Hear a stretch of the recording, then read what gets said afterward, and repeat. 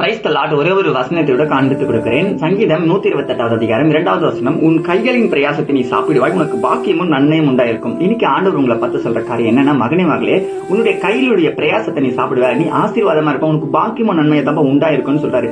சரிப்பா, கையின் பிரயாசம் தான் என்ன அப்படின்னு பாத்தீங்கன்னா, இன்னைக்கு யாரெல்லாம் உழைக்கிறாங்களோ, இன்னைக்கு யாரெல்லாம் கஷ்டப்படுறாங்களோ, வாழ்க்கையில முன்னேறணும்னு முயற்சி எடுத்துட்டு இருக்காங்களோ, லைஃப்ல ஒரு சக்சஸ் அடையணும்னு கஷ்டப்பட்டு உழைச்சிட்டு இருக்க மகனே மகளே, உன் வாழ்க்கையில உன்னுடைய கையின் பிரயாசத்தை நீ சாப்பிடுவ, நீ ஆசீர்வாதமா இருப்ப, உனக்கு பாக்கிய நன்மை தான் உண்டா இருக்குன்னு சொல்லி இன்னைக்கு ஆண்டவர் சொல்றாருங்க.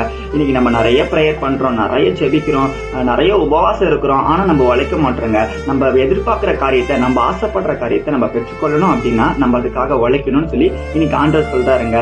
எனக்கு நான் வேலைக்கு போக மாட்டேன், நான் வீட்லயே இருப்பேன், நான் ஆசைப்பட்டலாம் நடக்கும், கர்த்தர் எனக்காக செய்வார் அப்படின்னா நம்மளும் உழைச்சாதானங்க கர்த்தர் செய்வாரு.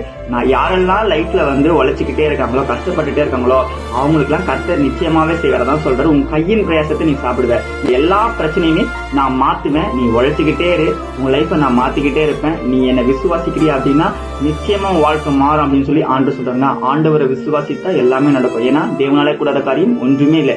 தேவன் நினைத்தா உங்க வாழ்க்கைய ஒரு செகண்ட்ல மாத்துவார். விசுவாசிக்கிறீங்க அப்படின்னா ஒரு ஆமேன் போட்டுக்கோங்க. இதே போல ஆவிக்குரிய வசனங்கள் மறக்காம ஃபாலோ பண்ணிக்கோங்க. God bless you. ஆமேன்.